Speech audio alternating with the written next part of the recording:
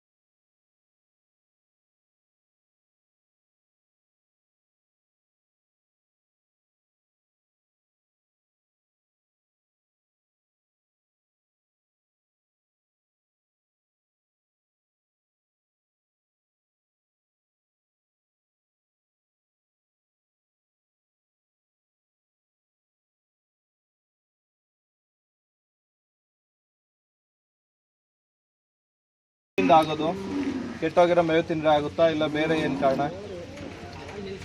ಹಾಲು ನಿಲ್ಸಿರ್ ಆಗ್ಬೋದು.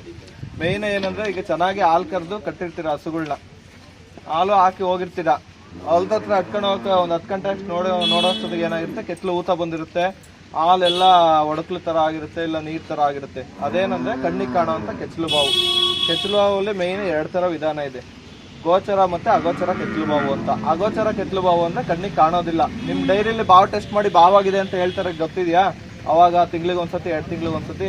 ಅದೇನಂದ್ರೆ ಮೊದಲನೇ ಹಂತದಲ್ಲಿ ಅಗೋಚರ ಇದ್ದಾಗಲೇ ಕೆಚ್ಚಲು ಬಾವನ್ನ ಕಂಡುಹಿಡಿಯೋಂಥ ಒಂದು ವಿಧಾನ. TMT ಪರೀಕ್ಷೆ ಮಾಡಿ ಕಂಡುಹಿಡಿತಾರೆ. ಆ ಹಂತದಲ್ಲಿ ಇದ್ರೆ ಏನಂದ್ರೆ, ಈಗೇನಂದ್ರೆ ಈ HF ಜರ್ಸಿ ಹಸುಗಳೆಲ್ಲ ಮಿನಿಮಮ್ 5 ಲೀಟರ್ ಮೇಲೆ ಹಾಲು ಕೊಡೋದು. ನಾಟಿ ಹಸುಗಳ ತರ ಸ್ವಲ್ಪ ಹಾಲು ಕೊಡಲ್ಲ. ಹಂಗಾಗಿ ಏನಾಗುತ್ತೆ, ಹಾಲು ಕರೆದ ಮೇಲೆ ತೊಟ್ಟು ದ್ವಾರ ಏನಿರುತ್ತಲ್ಲ ಅದು ಓಪನ್ ಇರುತ್ತೆ, 20 ನಿಮಿಷದವರೆಗೂ ಓಪನ್ ಇರುತ್ತೆ ಕೆತ್ತಲು ದ್ವಾರ. ಅವು ಏನಾದರೂ ಸಗಣಿ ಮೇಲೆ ಗಂಟ್ಲದ ಮೇಲೆ ಮಲ್ಕೊಂಡಾಗ ಅದರಲ್ಲಿರೋಂಥ ಬ್ಯಾಕ್ಟೀರಿಯಾಗಳು, ಸೂಕ್ಷ್ಮಾಣುಗಳು ಕೆತ್ತಲು ಪ್ರವೇಶ ಮಾಡಿದಾಗ ಅವು ಒಂದು ಅವಕಾಶಕ್ಕೋಸ್ಕರ ಕಾಯ್ತಾ ಇರ್ತವೆ ಒಳಗಡೆನೇ ಇದ್ದು. ಅವಕಾಶ ಏನಂದ್ರೆ, ನಿಮಗೆ ಆ ಸಂಘದಲ್ಲಿ ಬಾವು ಟೆಸ್ಟ್ ಮಾಡಿ ಬಾವಾಗಿದೆ ನೋಡಿ ಆಗಿರ್ಬೋದು ಅಂತ ಹೇಳ್ತಾರಲ್ಲ, ಅದು ಮೊದಲನೇ ಹಂತ. ಅದೇನಂದ್ರೆ ಒಳಗಡೆ ಬ್ಯಾಕ್ಟೀರಿಯಾ ಸೇರ್ಕೊಂಡಿದೆ, ಅದಕ್ಕಿಂತ ಅವಕಾಶ ಸಿಕ್ಕಿಲ್ಲ ಅಂತ. ಅವಕಾಶ ಅಂದ್ರೆ ಏನು, ಈಟಿಗೆ ಬಂದಾಗ ಸ್ವರ ಬಿಡಲ್ಲ, ಇಲ್ಲ ಎಲ್ಲೋ ಹೋಗಿರ್ತಾರೆ, ಅರ್ಜೆಂಟ್ ಡೈರಿಗೆ ಟೈಮ್ ಆಗಿರುತ್ತೆ, ಸಡನ್ ಆಗಿ ಅರ್ಜೆಂಟ್ ಹಾಲು ಕರ್ಕೊಂಡ್ಬಿಡ್ತೀರ, ಸ್ವಲ್ಪ ಉಳಿಕೆ ಆಗುತ್ತೆ, ಅದು ಆ ಬ್ಯಾಕ್ಟೀರಿಯಾಕ್ಕೆ ಆಹಾರ ಆಗಿ ಸಿಗುತ್ತೆ. ಅವಾಗ ಏನಾಗುತ್ತೆ, ಅವು ವೇಗವಾಗಿ ಬೆಳ್ಕೊಂಡು ಸಡನ್ ಆಗಿ ಕಲ್ಬಾವು ಆಗೋಂಥ ಚಾನ್ಸಸ್ ಇರುತ್ತೆ. ಒಂದು ದಿವಸದಲ್ಲಿ ಆಗೋಂಥದ್ದಲ್ಲ ಕಲ್ಬಾವು. ಅದಕ್ಕೆ ನೀವೇನಂದ್ರೆ ಮುಖ್ಯವಾಗಿ ಕೊಟ್ಟಿಗೆ ಶುಚಿತ್ವ ಇಟ್ಕೋಬೇಕು. ಆಮೇಲೆ ಡೈರಿಲಿ ಸಾಫ್ಟ್ ಕಿಟ್ ಅಂತ ಬರುತ್ತೆ ಸ್ಪ್ರೇ, ಅಯೋಡಿನ್ ದ್ರಾವಣನ ಡೈಲ್ಯೂಟ್ ಮಾಡ್ಬಿಟ್ಟು ಒಂದು ದ್ರಾವಣ ಪ್ರಿಪೇರ್ ಮಾಡಿ ಕೊಡ್ತೀವಿ. ಅದನ್ನ ಡೈಲಿ ಹಾಲು ಕರೆದ ಮೇಲೆ ತೊಟ್ಟಿಗೆ ಸ್ಪ್ರೇ ಮಾಡಬೇಕು.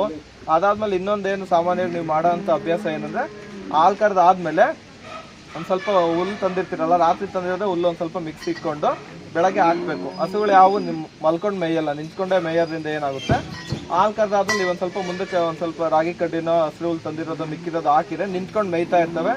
ಅಷ್ಟೊತ್ತಿಗೆ ತೊಟ್ಟು ದ್ವಾರನೂ ಕ್ಲೋಸ್ ಆಗುತ್ತೆ. ಇವೆಲ್ಲ ಮಾಡೋದ್ರಿಂದ ನಿಮಗೆ ಕೆತ್ತಲು ಬಾವು ಆದಷ್ಟು ಅವಾಯ್ಡ್ ಆಗುತ್ತೆ. ಅಕಸ್ಮಾತ್ ಹಂಗೂ ಇಲ್ಲಿ ಡೈರಿಲಿ ಚೆಕ್ ಮಾಡಿದಾಗ ಒಳಭಾವಾಗಿದೆ ನೋಡಿ ಅಂತ ಹೇಳಿದಾಗ ಅದು ಸೂಕ್ಷ್ಮೆ, ಇವಾಗಲೇ ಇನ್ನೊಂದು ತಿಂಗಳು ಬಿಟ್ಟಾಗಲಿ ಬಾವಾಗಿ ಅದು ಪರಿವರ್ತನೆ ಆಗುತ್ತೆ. ಅದಕ್ಕೆ ನೀವೇನು ಮಾಡಬೇಕು ಅಂದರೆ, ಮನೇಲೇ ಸಿಗೋವಂಥ ಮನೆ ಮದ್ದುಗಳು, ಲೋಳೆ ಸರ ಸಿಗುತ್ತಲ್ವ ಎಲ್ಲ ಕಡೆ, ಅರಿಶಿನ ಸುಣ್ಣ ಇಷ್ಟೇ, ಬೇರೆ ಏನೂ ಇಲ್ಲ. ಲೋಳೆ ಸರ ಮುಳ್ಳು ಸಿಪ್ಪೆ ಏನು ಎರೆಯೋಂಥ ಅವಶ್ಯಕತೆ ಇಲ್ಲ, ಸಿಪ್ಪೆ ಸಮೇತ ತರಕಾರಿ ಕಟ್ ಮಾಡ್ತಿರಲ್ಲ ಮೂಲಂಗಿ, ಆ ಸೈಜಲ್ಲಿ ಕಟ್ ಮಾಡಿಬಿಟ್ಟು ಮಿಕ್ಸಿಲಿ ಹಾಕ್ಬಿಟ್ಟು 50 ಗ್ರಾಮ್ ಅರಿಶಿನ, 1 ರೂಪಾಯಿ ಸುಣ್ಣ ಹಾಕ್ಬಿಟ್ಟು ಪೂರ್ತಿ ಮಿಕ್ಸ್ ಮಾಡಬೇಕು. ಮಿಶ್ರಣ ಕೆಂಪು ಕಲರ್ ಬರುತ್ತೆ. ಅದು ಬಂದರೆ ಕೆಂಪು ಕಲರ್ ಬಂದಿದೆ ಅಂದರೆ ಸರಿಯಾದ ಮಿಶ್ರಣ ಆಗಿದೆ ಅಂತ. ಹಸಿರು ಬಣ್ಣನೇ ಇದೆ, ಹಳದಿ ಬಣ್ಣ ಇದೆ ಅಂದರೆ ಸರಿಯಾಗಿ ಸುಣ್ಣ ಹಾಕಿರಲ್ಲ ಅಂತ. ಸುಣ್ಣ ಹಾಕೋದ್ರಿಂದ ಕೆತ್ತಲು ಬೇಯೋದು ಏನೂ ಆಗಲ್ಲ. ಧೈರ್ಯವಾಗಿ ಹಾಕಿ ಏನೂ ಆಗಲ್ಲ. ಅದೀಗ 1 ಕೆತ್ತಲಾಗಿದೆ ಅಂದರೆ ಅದೊಂದಕ್ಕೆ ಮಾತ್ರ ಪಟ್ಟಾಕಬೇಡಿ, 4 ಕೆತ್ತಲಿಗೂ ಪಟ್ಟಾಕಿ. ಒಂದಕ್ಕೊಂದು ಲಿಂಕ್ ಇರುತ್ತೆ. ಆ ನೋವಿಗೆ ಏನಾಗುತ್ತೆ, ಒಂದು ತೊಟ್ಟ ಕೆತ್ತಲು ಹೋದ್ರೆ ಸ್ವರ ಬಿಡಲ್ಲ, ಇನ್ನೊಂದು ತೊಟ್ಟಗೂ ಸ್ಟಾರ್ಟ್ ಆಗೋಂಥ ಚಾನ್ಸಸ್ ಇರುತ್ತೆ. ಅದಕ್ಕೆ 4 ಕೆತ್ತಲಿಗೂ ಚೆನ್ನಾಗಿ ಪಟ್ಟ ಹಾಕೋದ್ರಿಂದ ದಿನಕ್ಕೆ ಒಂದು 3-4 ಸತಿ ಒಂದು 3 ದಿವಸ ಹಾಕಿದ್ರೆ ಒಳಬಾವು ಕಡಿಮೆ ಆಗುತ್ತೆ. ಆಲ್ಬಾವು ಇರೋಂಥವಕ್ಕೆಲ್ಲ ಇದು ಚಿಕಿತ್ಸೆಗೆ ಭಾಳ ನಿಮಗೆ ಸಹಕಾರಿಯಾಗುತ್ತೆ. ಇನ್ನೊಂದೇನೆಂದರೆ ಹಸುಗಳು ಕರೆಕ್ಟಾಗಿ ಸರಿಯಾದ ಸಮಯಕ್ಕೆ ಬೆದೆಗೆ ಬರಲ್ಲ, ಫಲ ನಿಲ್ಲಲ್ಲ. ಇದು ಸಾಮಾನ್ಯವಾಗಿ ಕಂಡುಬರೋಂಥ ಸಮಸ್ಯೆಗಳು. ಅದಕ್ಕೆ ನಮ್ಮಲ್ಲಿ ಏನಂದರೆ ನಮ್ಮಲ್ಲೇ ಪರಿಹಾರ ಎಲ್ಲ ಇರುತ್ತೆ. ನಾವೇನಂದರೆ ನಾವು ಬಳಕೆ ಮಾಡೋವಂಥ ವಿಧಾನ ಮತ್ತು ಪದ್ಧತಿಗಳಲ್ಲಿ ಸ್ವಲ್ಪ ಬದಲಾವಣೆ ಮಾಡಿಕೊಂಡ್ರೆ ನಾವೇನಂದರೆ ಹಸುನಲ್ಲಿ ಡಿಗ್ರಿ ಫ್ಯಾಟುಗಳು ಮತ್ತು ಸರಿಯಾಗಿ ಬೆದೆ ಬರುವಂಥ ಪ್ರಮಾಣ ಇದನ್ನೆಲ್ಲ ಇದು ಮಾಡ್ಬೋದು. ನಿಮಗೆ ಸಾಮಾನ್ಯವಾಗಿ ಗೊತ್ತೇ ಇರುತ್ತೆ, ಡೈರಿಗಳಲ್ಲಿ ಇವೆಲ್ಲ ಪೌಡ್ರ್ ಕೊಡ್ತಾ ಇರ್ತಾರಲ್ವ, ಎಲ್ಲ ಬಳಸ್ತಾ ಇದ್ದೀರಾ? ಈ ಪೌಡ್ರ್ ಯಾವಾಗ ಹೆಚ್ಚು ಬಳಸಬೇಕು ಅಂತ ಹೇಳಿದ್ದಾರೆ, ಇದನ್ನ ಯಾವಾಗ ಬಳಸಬೇಕು ಅಂತ ಹೇಳಿದ್ದಾರೆ? ಹಾಕಿ ಅಂತ ಹೇಳಿದ್ದಾರೆ. ಈ ಪೌಡ್ರು ಬಂದು ಖನಿಜ ಮಿಶ್ರಣ ಪೌಡ್ರು ಅಂತ, ಲವಣ ಮಿಶ್ರಣ ಅಥವಾ ಮಿನರಲ್ ಮಿಕ್ಸ್ಚರ್ ಅಂತ ಇಂಗ್ಲೀಷಲ್ಲಿ ಕರಿತೀವಿ. ಇದರಲ್ಲಿ 7 ಥರದ ಲವಣಾಂಶಗಳು ಇರ್ತವೆ. ಇದನ್ನ 6 ತಿಂಗಳು ಮೇಲ್ಪಟ್ಟ ಕರುಗಳಿಂದ ಹಿಡಿದು 365 ದಿವಸನೂ ಕರುಗಳು, ಹಸುಗಳು ಎಲ್ಲದಕ್ಕೂ ಬಳಸ್ಬೋದು. ಇದು ಪ್ರತಿ 1 ಲೀಟರ್ ಹಾಲಿಗೆ 10 ಗ್ರಾಮ್ನಷ್ಟು ಪೌಡ್ರನ್ನ ಬೆಳಗ್ಗೆ ಸಾಯಂಕಾಲ ಕೊಡಬೇಕು. ಇಲ್ಲಿ ಏನಂದ್ರೆ ಸೆಕ್ರೆಟರಿಗಳು ಅದೇ ಬಂದಾಗ ಹೇಳಿದ್ರು, ನಮ್ಮಲ್ಲಿ ಇದು ಯಾರು ತಗೊಂಡೋಗಲ್ಲ, ತಗೊಂಡೋದ್ರೆ ಮೇವು ತಿನ್ನಲ್ಲ, ಇಲ್ಲಾಂದ್ರೆ ಬೇದೆ ಉಚ್ಚುತ್ತವೆ ಅಂತ ಒಂದು ಕಂಪ್ಲೇಂಟು ಅಂತ ಹೇಳಿದ್ರು. ಅದೇನಾಗುತ್ತೆ ಅಂದ್ರೆ ಸಾಮಾನ್ಯವಾಗಿ ಇದು ಯಾವಾಗ ಜ್ಞಾಪಕ ಬರುತ್ತೆ ಅಂದ್ರೆ ಯಾವಾಗ ಹಾಲು ಡಿಗ್ರಿ ಬರಲ್ಲ ಅಂತ ಇಲ್ಲೊಂದು 5-6 ದಿನದ ಮುಂದೆ ಸೆಕ್ರೆಟರಿ ಹೇಳ್ತಾರೆ, ಸೊ ಇದು ಹಾಲು ತಗೊಂಡೋಗೋದು ಬೇಡ, ಇಲ್ಲ ಎಲ್ಲರ ಮುಂದೆ ಬೈಸ್ಕೊಳೋದು ಬೇಡ, ಅದು ಯಾವ್ದೋ ಪೌಡರ್ ಕೊಡ್ತಾರೆ ಹಾಕಿ ನೋಡೋಣ ಅಂತ ಏನ್ ಮಾಡ್ತೀರಾ, ಡಿಗ್ರಿ ಬರಲ್ಲ ಎಂದೂ ಹಾಕಿರಲ್ಲ, ತಗೊಂಡೋಗಿ ಏನ್ ಮಾಡ್ತೀರಾ, ಒಂದೊಂದು 100 ಗ್ರಾಮ್ ಹಾಕ್ತೀರಾ. ಅವಾಗ ಏನಾಗುತ್ತೆ, ಎಂದೂ ಅದು ತಿಂದೇ ಇರಲ್ಲ. ನಾವೀಗ ಇಲ್ಲಿ ಮುದ್ದೆ ಊಟ ಮಾಡ್ಕೊಂಡಿದೀವಿ, ನಮ್ಮ ತಗೊಂಡೋಗಿ ಉತ್ತರ ಕರ್ನಾಟಕಕ್ಕೆ ಬಿಟ್ಟು ರೊಟ್ಟಿ ತಿಂದ್ರೆ ಹೆಂಗೆ ಹೊಟ್ಟೆ ನೋವು ಬರುತ್ತೋ ಅದೇ ತರ ಅವಕ್ಕೆ ಸಡನ್ ಆಗಿ ಹೊಂದ್ಕೊಳಕ್ಕೆ ಕಷ್ಟ ಆಗುತ್ತೆ. ಅದಕ್ಕೆ ಏನ್ ಮಾಡೋದ್ರೆ ನೀವು ಇದನ್ನ ಪ್ರತಿದಿನ ಬಳಸಬೇಕು. ಒಂದೊಂದು ಸ್ಪೂನ್ ಹಾಕೊಂಡೋಗಿ ಒಂದು ವಾರದಷ್ಟೊತ್ತಿಗೆ 50-50 ಗ್ರಾಮ್ ಹಾಕಂಗೆ ರೂಢಿ ಮಾಡ್ಕೊಂಡ್ರೆ ಅದು ಹಸುಗಳಲ್ಲಿ ಒಗ್ಗುತ್ತೆ. ಅವಾಗ ಬೇದೆ ಆಗೋದು, ಅಜೀರ್ಣ ಆಗೋಂಥ ಸಮಸ್ಯೆ ಏನೂ ಆಗಲ್ಲ. ಆಮೇಲೆ ಇನ್ನೊಂದೇನು ಹೇಳ್ತಾರೆ ಅಂದ್ರೆ ತಿನ್ನಲ್ಲ ಅಂತ ಒಂದು ಕಂಪ್ಲೇಂಟ್ ಅಲ್ವಾ ಇದು ಹಾಕಿದ್ರೆ. ಅದೇನಕ್ಕೆ ಆ ಥರ ಆಗುತ್ತೆ ಅಂದ್ರೆ ಸಾಮಾನ್ಯವಾಗಿ ಏನ್ ಮಾಡ್ತೀವಿ, ತಿಂಡಿ ಬೂಸ ಫೀಡ್ಸ್ ಎಲ್ಲ ಕಲ್ಸ್ಬಿಟ್ಟು ಮೇಲ್ಗಡೆ ಪುಡಿನ ಹಾಕ್ತಿವಿ, ಕೊನೆಗೆ ಇದನ್ನ ಹಾಕೋದು.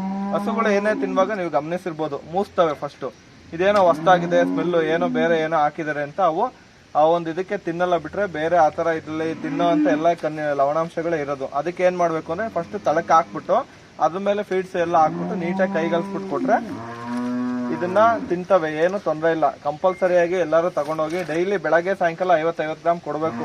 ಈಗೆಲ್ಲ ರಾಗಿ ಬೆಳೀತಾ ಇದ್ದೀರಲ್ವಾ, ಈ ಸತಿ ಅಂತೂ ಮಳೆ ಬಂದು ಎಲ್ಲ ತೊಂದರೆ ಆಗಿದೆ. ಮೊದಲೇ ಬೆಳೀತಾ ಇದ್ರಿ ಎಕರೆಗೆ ರಾಗಿನ? ಇವಾಗ ಯೂರಿಯಾ ಹಾಕಕ್ಕೆ ಎಷ್ಟು ಬರ್ತದೆ? ಹಂಗೆ ಈಗಿನ ಮೇವಲ್ಲಿ ಏನು ಇಲ್ಲದೆ ಇರೋದ್ರಿಂದ ನೀವು ಕಂಪಲ್ಸರಿಯಾಗಿ ಖನಿಜ ಮಿಶ್ರಣನ ಬಳಸಲೇಬೇಕು. ಈ ಪೌಡ್ರ್ ಯಾವಾಗ ಕೊಡಬೇಕು ಅಂದ್ರೆ ಹಸುಗಳು ಗಿಣ್ಣಾಲಲ್ಲಿ ಡಿಗ್ರಿ ಚೆನ್ನಾಗಿ ಬರುತ್ತಾ, ಫ್ಯಾಟ್ ಚೆನ್ನಾಗಿ ಬರುತ್ತಾ? ಫ್ಯಾಟ್ ಬರಲ್ಲ ಸರ್. ಫ್ಯಾಟ್ ಬರಲ್ಲ, ಡಿಗ್ರಿ ಬರುತ್ತೆ.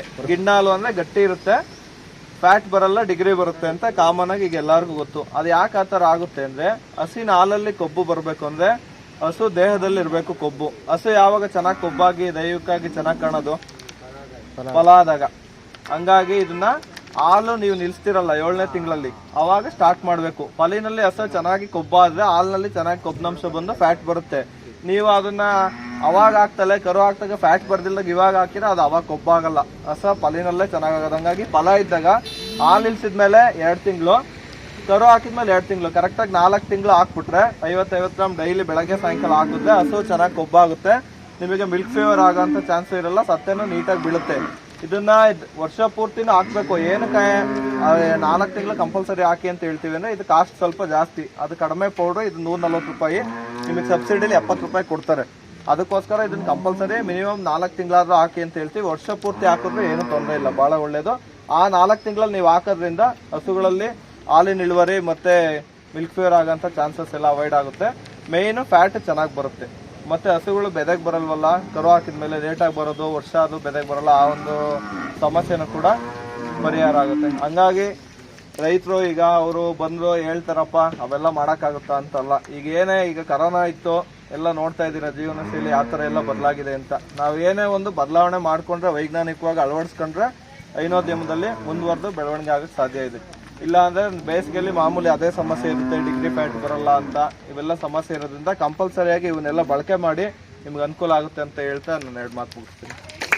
ಈ ಒಂದು ನಮ್ಮ ಗ್ರಾಮೀಣ ಕಾರ್ಯಾನುಭವರ ಶಿಬಿರ ಏನಿದೆ, ಇದರಲ್ಲಿ ನಮ್ಮ ಒಂದು ವಿದ್ಯಾರ್ಥಿಗಳು 21 ಜನ ವಿದ್ಯಾರ್ಥಿಗಳು ಈ ಒಂದು ಕಾರ್ಯಕ್ರಮವನ್ನು ಹಮ್ಮಿಕೊಂಡಿರ್ತಾರೆ. ಇದರಲ್ಲಿ ಬರಡು ರಾಸುಗಳ ತಪಾಸಣೆ ಹಾಗೂ ಪಶು ಆರೋಗ್ಯ ಶಿಬಿರ ಎರಡನ್ನೂ ಕೂಡ ಹಮ್ಮಿಕೊಂಡಿರ್ತೀವಿ. ಇದರಲ್ಲಿ ನಮ್ಮ ಈ ಒಂದು ಇವತ್ತಿನ ಕಾರ್ಯಕ್ರಮದಲ್ಲಿ 60ಕ್ಕೂ ಹೆಚ್ಚು ರೈತರು ಮತ್ತು ರೈತ ಮಹಿಳೆಯರು ತಾವು ಸಾಕಾಣಿಕೆ ಮಾಡ್ತಾ ಇರುವಂತಹ ಹಸುಗಳಿರ್ಬೋದು, ಕುರಿಗಳಿರ್ಬೋದು, ಮೇಕೆಗಳನ್ನ ಕರ್ಕೊಂಬಂದು ಆ ಒಂದು ಚಿಕಿತ್ಸೆಯನ್ನು ಪಡೆದಿರ್ತಾರೆ. ಈ ಒಂದು ಕಾರ್ಯಕ್ರಮದಲ್ಲಿ ಒಟ್ಟಿಗೆ ಹೇಳಬೇಕಂದ್ರೆ 150ಕ್ಕೂ ಹೆಚ್ಚು ಪಶುಗಳನ್ನು ಕರೆತಂದು ಚಿಕಿತ್ಸೆಯನ್ನು ಪಡೆದಿರ್ತಾರೆ. ಕಾರ್ಯಕ್ರಮ ಕೂಡ ಯಶಸ್ವಿಯಾಗಿ ಜರುಗಿದೆ ಅಂತ ಹೇಳೋದಕ್ಕೆ ಇಷ್ಟಪಡ್ತೇನೆ. GKVK ವಿದ್ಯಾರ್ಥಿಗಳು ಬಂದು ನಮ್ಮ ಡೈರಿ ಹತ್ರ ನಮಗೆ ಈ ಪ್ರೋಗ್ರಾಮ್ ಮಾಡಿಕೊಡ್ತೀವಿ ಅಂತ ಕೇಳಿದರು. ರೈತರಿಗೆ ಭಾಳ ಅನುಕೂಲ ರೀತಿ ಶಿಬಿರ ಮಾಡಿದ್ದಾರೆ. ಅವ್ರಿಗೆಲ್ಲರಿಗೂ ಧನ್ಯವಾದಗಳು. 150ಕ್ಕೂ ಹೆಚ್ಚು ರಾಸುಗಳು ಬಂದು ಇವತ್ತು ಚಿಕಿತ್ಸೆಯನ್ನು ಪಡೆದುಕೊಂಡಿದೆ. ಇದರಿಂದ ಎಲ್ಲರಿಗೂ ಅನುಕೂಲವಾಗಿದೆ ಅಂತ ತಿಳ್ಕೊತೀನಿ.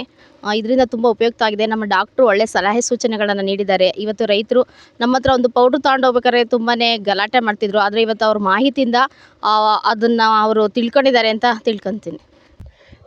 ಇವತ್ತು ನಾವು ಅನಿಮಲ್ ಹೆಲ್ತ್ ಕ್ಯಾಂಪ್ ಏನು ಇಟ್ಕೊಂಡಿದ್ವಿ ಸುಗ್ನಹಳ್ಳಿಲಿ, ತುಂಬ ಜನ ರೈತರು ಬಂದರು. ಹಾಗೆ ಒಳ್ಳೆ ಪಾರ್ಟಿಸಿಪೇಟ್ ಮಾಡಿ ಪ್ರೋಗ್ರಾಮ್ ಕೂಡ ಯಶಸ್ವಿಯಾಗಿದೆ. ಎಲ್ಲ ರೈತರಿಗೂ ಈಗ ಮೇವಿನ ಬಗ್ಗೆ, ಹಾಗೆ ರಸಮೇವು, ಏನೇನು ಬೇರೆ ಥರದ್ದು ಮೇವುಗಳು ಇದೆ ಅದ್ರ ಬಗ್ಗೆನೂ ಮಾಹಿತಿ ಕೊಟ್ಟಿದ್ದಾರೆ. ವೈದ್ಯರು ಸಹ ಬಂದಿದ್ದರು. ಎಲ್ಲರಿಗೂ ಇವಾಗ ಕೆಚ್ಚಲು ಬಾವು ಹಾಗೂ ಕಾಲು ಬಾಯಿ ರೋಗ ಅಂತ ಹೇಗೆ ಅದರಿಂದ ಎಷ್ಟು ಸಮಸ್ಯೆ ಆಗುತ್ತೆ ಅನ್ನೋದು ರೈತರಿಗೆ ಗೊತ್ತಾಯಿತು. ಹಾಗೆ ಕೆಚ್ಚಲು ಬಾವಿನಿಂದ ಹೇಗೆ ಸ್ಟಾರ್ಟಿಂಗಲ್ಲೇ ಹೇಗೆ ತಿಳ್ಕೊಬೋದು ಅದನ್ನು, ಮತ್ತು ಅದರಿಂದ ಆಗೋ ಲಾಸಸ್ನ ಹೇಗೆ ಕಡಿಮೆ ಮಾಡ್ಬೋದು ಅಂತ ಹೇಳಿ ಅದ್ರ ಬಗ್ಗೆ ಎಲ್ಲ ರೈತರಿಗೆ ಮನೆ ಮದ್ದು ಸಹ ತಿಳಿಸ್ಕೊಟ್ಟಿದ್ದಾರೆ ವೈದ್ಯರು. ಸರ್, ಇದು ನಾವು ಎಷ್ಟು ದಿನ ಕಲ್ತಿದ್ದೆಲ್ಲ ಥಿಯರಿಯಾಗಿ ಕಲ್ತಿದ್ವಿ. ಈಗ ನಾವು ಮಾಡ್ತಿರೋದು ಪ್ರತಿಯೊಂದು ಪ್ರಾಕ್ಟಿಕಲ್ ಆಗಿ ಗೊತ್ತಾಗ್ತಾ ಹೋಗಿದೆ. ಇದರಿಂದ ನಮಗೆ ಒಂದು ಏನು ಓದಿರ್ತೀವಿ ಅದನ್ನು ಪಾಠದ ರೂಪದಲ್ಲಿ ಓದಿರುವಂಥದ್ದನ್ನು ಕಾರ್ಯರೂಪಕ್ಕೆ ತಂದರೆ ನಮಗೂ ಒಂದು ನೆನಪಿನ ಶಕ್ತಿ ಹಾಗೂ ಅದರಿಂದ ಸಂಪೂರ್ಣ ಮಾಹಿತಿಯನ್ನು ತಿಳಿದಲು ಭಾಳ ಹೆಲ್ಪ್ ಆಗುತ್ತೆ ಸರ್. ಅದೇ ರೀತಿ ಈ ಕ್ಯಾಂಪ್ ಬಗ್ಗೆ ನಾವು ಹೇಳೋದಂದರೆ, ನಾವು ಸುತ್ತಮುತ್ತ ಊರಿನ ಕೆಂಕೆರೆ ಆಗಿರ್ಬೋದು, ಹೊನ್ನಾಪುರ ಆಗಿರ್ಬೋದು, ಗೌಡನಪಾಳ್ಯ ಎಲ್ಲ ರೈತರಿಗೂ ಮತ್ತು ಸುಗ್ಗನಹಳ್ಳಿ ರೈತರು ಕೂಡ ನಾವು ಮನವಿ ಮಾಡ್ಕೊಂಡಿದ್ವಿ. ಎಲ್ಲ ರೈತರು ತಮ್ಮ ಜಾನುವಾರುಗಳನ್ನು ತಗೊಂಡು ತಾವು ಚಿಕಿತ್ಸೆಯನ್ನು ಪಡೆದುಕೊಂಡು ಹೋದರು. ಇದರಿಂದ ರೈತರಿಗೆ ಹೆಲ್ಪ್ ಆಗಿದೆ ಅನ್ನಲು ನಾನು ಇಷ್ಟಪಡ್ತೇನೆ ಸರ್.